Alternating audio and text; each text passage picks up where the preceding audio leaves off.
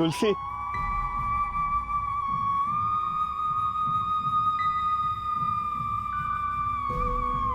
હા જો હરી આપણને હું ભેટ આપી.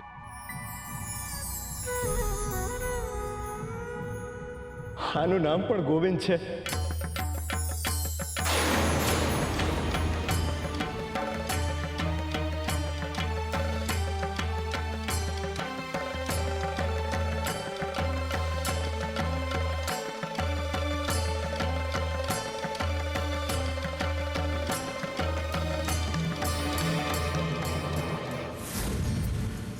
મને પહેલેથી ખબર હતી ભાઈબંધ. શું ખબર હતી તને?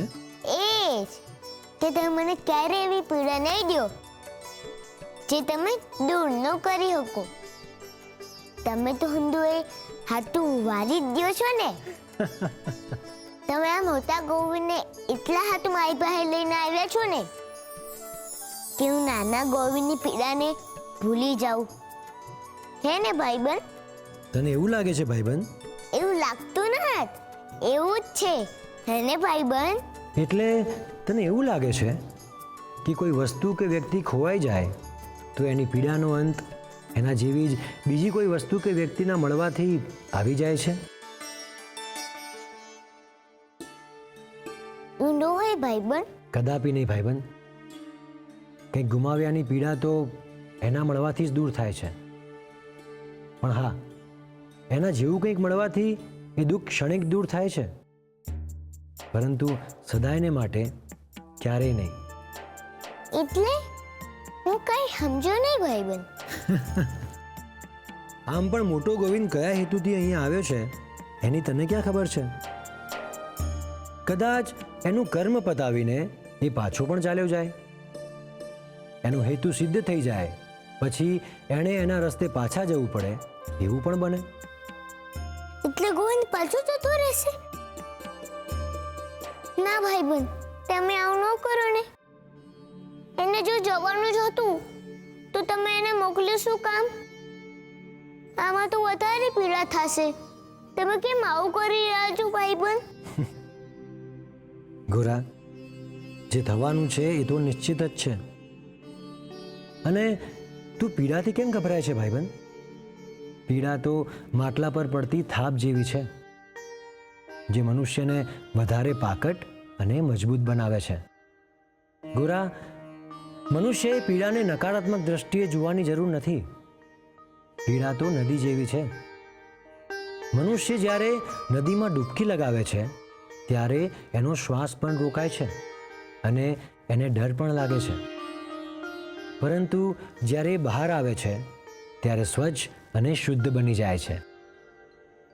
બસ એ જ રીતે પીડા પણ મનના મેલને દૂર કરે છે. એટલે પીડાથી ડરવાની જરૂર નથી. એ જ્યારે જશે ત્યારે મનુષ્યને ઘણું બધું આપીને જશે. સમજ્યો? ના. તું જરાય ચિંતા ના કર. હું સદાય ગોરાની સાથે જ છું. હું હંમેશા એને નદીમાં ડૂબકી લગાવડાવીશ, પણ એને ડૂબવા ક્યારેય નહીં દઉં.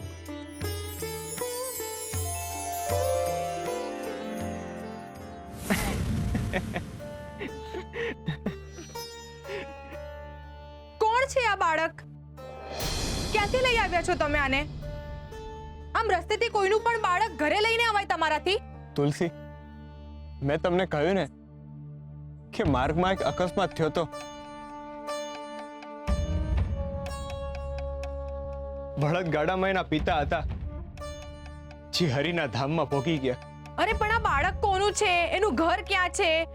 બધી તપાસ તો કરીને આવી જોઈએ ને તમારે. મેં હંધી તપાસ કરી તુલસી. મેં લાખ્યા કાકાએ આખું ગાડું ફેંદી નાખ્યું, પણ કાંઈ ન મળ્યું. એટલે એને ઘરે લઈ આવવાનો એમ? આવું ના હોય ભગત. જાઓ અને રાજમહેલ લઈ જાઓ અને મહારાજ પાસે જઈને વાત કરો. રાજમહેલ? પણ કેમ? અરે તમે સમજતા કેમ નત? એના બાપા મરી ગયા છે, પણ માં તો હશે ને. એ આ ઢીંગલીને માં કહે છે. એનો અર્થ એવો તો નથી કે એની માં મરી ગઈ છે. એવું એ બની શકે કે એની માએ આ ઢીંગલી એને બનાવી આપી હોય, એટલે એને માં કહેતો હોય. તમે હમણાં ને હમણાં રાજમહેલ જાઓ અને મહારાજને વાત કરો. ઈ જ લોકો આ બચારાના પરિવારને ગોતશે. અરે આમ ઊભા છો શું? જાઓ. તુલસી, મારું મન નથી માનતું. મને લાગે છે હરિએ આપણને આ બાળકને ભેટ તરીકે આપ્યું છે ને. જુઓ ને, એટલે જ તું નામ ગોવિંદ છે. નામ એક હોવાથી માણા એક નહીં થઈ જતો ભગત.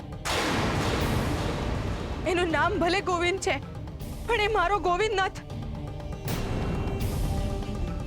જુઓ ભગત, મેં તમને કહ્યું ને, તમે હમણાં ને હમણાં રાજમહેલ જાઓ અને આ બાળક એમને આપી આવો.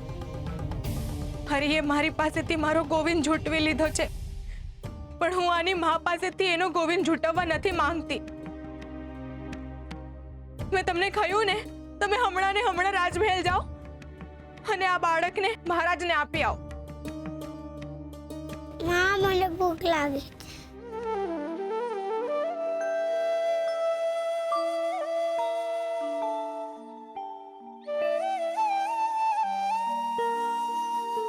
જોયું તુલસી, આ બાળક નિરાધાર છે. જો આ ભેટ ન હોય ને તો પણ આપણા માટે તો એ બાળક જ છે ને. આપણે એનાથી આમ મોં ન ફેરવી શકીએ.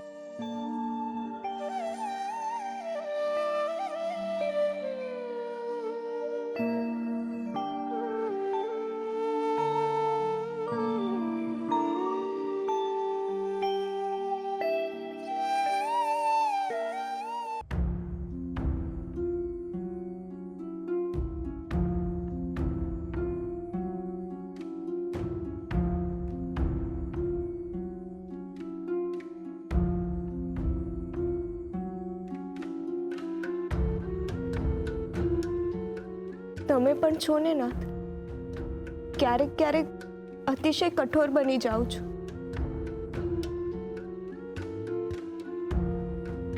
કેમ નાથ? જે માએ પોતાનું 1 વર્ષનું બાળક ગુમાવ્યું, એને તમે એ જ નામનું બીજું બાળક આપ્યું.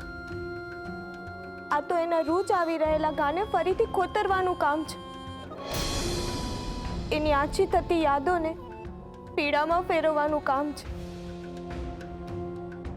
જ્યારે દેવી મૃત્યુ પામી ત્યારે તો તમે ગોરાને એને ભૂલાવવામાં એની મદદ કરી, પરંતુ તુલસીને એના બાળકને ભૂલાવવામાં તમે એની કોઈ મદદ નથી કરતા. મને એમ લાગે છે કે તમે માત્ર ગોરાને જ મદદ કરો છો, તુલસીને નહીં. આવો ભેદભાવ કેમ ના?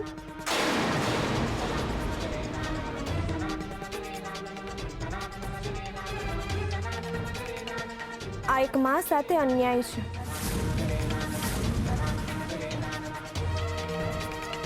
અને તમે જે ગોરાને મદદ કરો છો એ તો હવે તમને યાદ પણ નથી કરતો. એ તો હવે પોતાના સંસારમાં જ રચ્યો પચ્યો રહે છે. અને એને જાતે મૂકેલા તમારા પ્રતિકરૂપ કાકરા પાસે પણ હવે એ નથી જતો. છતાંય તમે હજુ એના માટે જ વિચાર્યા કરો છો ના? તમે ગોરાને પથ્થરમારાથી પણ બચાવો, સતત એની રક્ષા કરો છો, છતાંય હજુ સુધી એ તમારો આભાર સુદ્ધા માનવા પણ નથી આવ્યો. તમે એને મળવા માટે આતુર છો, પરંતુ એના હૃદયમાં તમારા માટેની ઝંખના ઓછી થતી હોય એવું મને લાગે છે. છતાંય તમે હજુ એના તરફ જ અમી દ્રષ્ટિ રાખો છો. એના માટે જ મોકલ્યો છે ને તમે મોટા ગોવિંદને? શાંત પડો દેવી, શાંત પડો. રૂકમણી, આ સંસારમાં કોઈના માટે કાંઈ નથી થતું. જે કંઈ પણ થાય છે એ થવા કાળ જ થાય છે. મોટો ગોવિંદ ત્યાં પહોંચ્યો, એની પાછળ એક ચોક્કસ હેતુ છે, અને એ હેતુ સર થઈ જશે પછી એ ત્યાંથી પાછો પણ ચાલ્યો જશે. હવે એ હેતુ શું છે અને કેમ છે એ તો સમય જ કહેશે. અને રહી વાત ગોરાની મારા પ્રત્યેની ઝંખનાની, તો એને તુલસીમયમાંથી ફરીથી કૃષ્ણમય કેવી રીતે બનાવવો એની વ્યવસ્થા મેં પહેલેથી જ કરી રાખી છે. રૂકમણી, આ સંસારના કર્મ અને ભક્તિનો ધર્મ, આ બંને વચ્ચે કોઈ સ્પર્ધા નથી હોતી. એ બંને મહત્વના હોય છે. જે રીતે રાત્રિ અને દિવસ છે, જે રીતે સૂર્ય અને ચંદ્ર છે, આ બધું જ એકબીજા વગર અધૂરું છે. જો રાત્રિ ના હોત તો તમને દિવસ મહત્વનો ના લાગે. એવી જ રીતે આ સંસારના કર્મો થકી જ મનુષ્ય ભક્તિના ધર્મને સમજીને એ ધર્મને નિષ્ઠાથી નિભાવવાનો પ્રયત્ન કરશે. મને ભૂખ લાગી. હાલ બેટા, તારા હાટું હું રોટલા ઘડી દઉં. ના, રોટલા હું ઘડી દઈશ.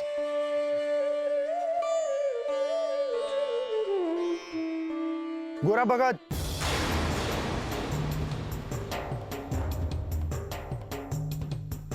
બોલો બા, શું કામ છે? મહારાજે તમને મંદિરના પરિસરમાં તેડાવ્યા છે. મહારાજે તેડાવે છે, પણ કારણ? એક ખાસ માણસ આવ્યા છે, તમને મળવા માંગે છે. ખાસ માણસ? કોણ?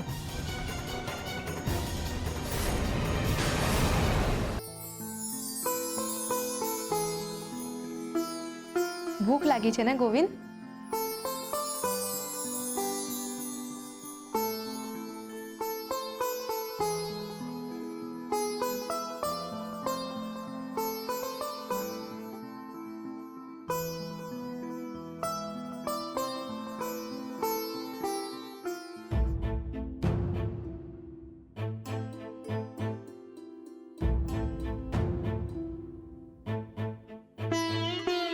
હું થયું તુલસી? કેવી છે ગોવિંદની તબિયત? ગોકુળ કાકાની ઔષધ હારી અસર કરી અને ગોવિંદનો તાવ તો રાત્રે જ ઉતરી ગયો હતો. અને એ સવારે ઉઠ્યો ત્યારે ભૂખના લીધે રોવા માંડ્યો. પછી? પછી મેં એને પેટ ભરાવ્યું અને હુવડાવી દીધો. હા, ગોવિંદનું પેટ કેમનું ભરાણું? મારા ભોળા ભગત ભોળા જ રહ્યા. પેટ ભરાવીને હુવડાવ્યો એટલે એમ કે હરિએ મારા માતૃત્વની લાજ રાખી. મારી મમતા પર હૂંફનું ફૂલ ફૂટ્યું છે ભગત. ધાવણથી ખાલી બાળકની ભૂખ જ નથી ભાંગતી, પણ બાળકના સંતોષથી માની આત્મા તૃપ્ત થાય છે.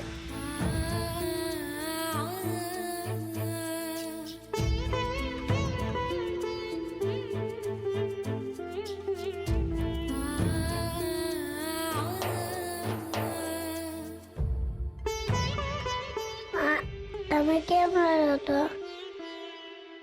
લડવાનું નહીં. માગી દીધી લડાઈ નહીં. તમે કેમ લડો તો?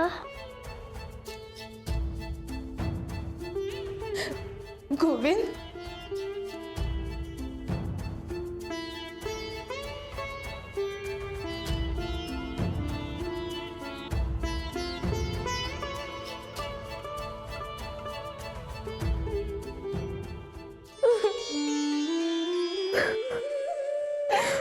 નહીં લડો.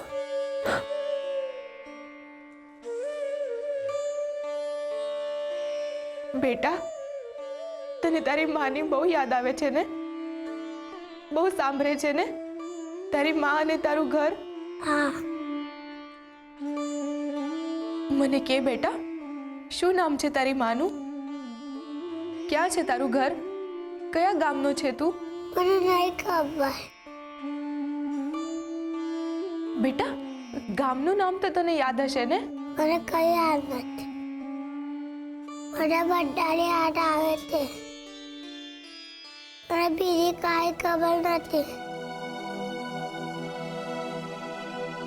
અરે રે બેટા, આમ રડાય નહીં. માં શું કહે છે? નો રડાય. તો પછી માની વાત માનવાની ને? હા. જો તને આમ માં રડતા જોઈ જાય તો એમને કેટલું દુઃખ થાય? થાય ને? પણ માં કઈ છે? તું ચિંતા ન કર, આપણે એમને ગોતી લઈશું. હરી આપણને માં પાસે લઈ જશે. હો,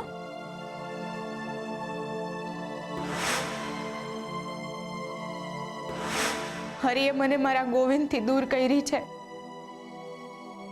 પણ હું તને તારી માંથી અળગો નહીં થવા દઉં. હું તને કંઈ પણ કરીને તારા ઘર સુધી પહોંચાડી દઈશ. હું તને અને તારી માને વિખૂટા નહીં પડવા દઉં.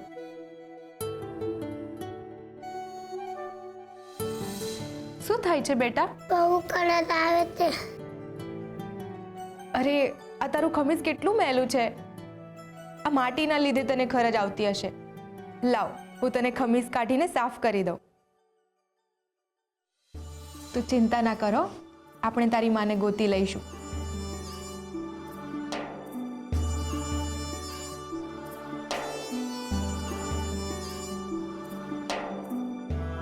ઓહો, આ કેટલી બધી માટી છે, તો પછી ખરજ તો આવે જ ને બેટા. હું સાફ કરી દઉં. હો,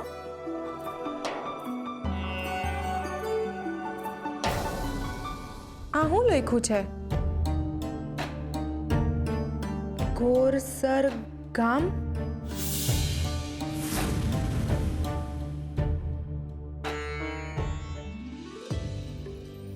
આ તો બે જ ગામ દૂર છે.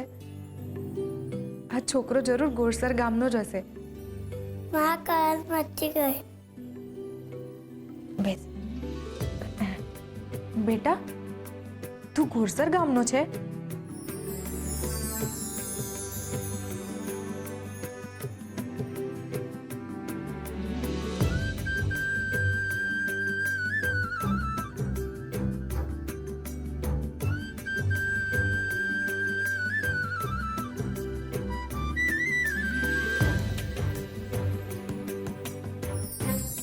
ન્યાય આ પ્રથા ખૂબ જ જરૂરી છે અને ખૂબ જ ઉપયોગી પણ છે.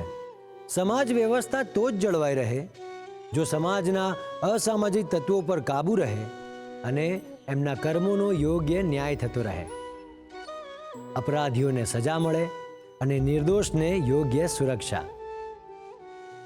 હંમેશા ન્યાય વ્યવસ્થા પર પ્રજાનો ભરોસો રહેલો હોય છે. ન્યાય વ્યવસ્થાની સામે જોઈને પ્રજા પોતાની જાતને સુરક્ષિત માને છે. પરંતુ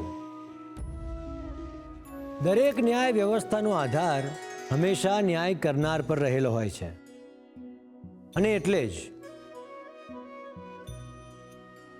ન્યાય કરનારની બુદ્ધિમત્તા અને એની વિચારસરણી પર જ ન્યાય અને અપરાધીના દંડનો આધાર રહેલો હોય છે.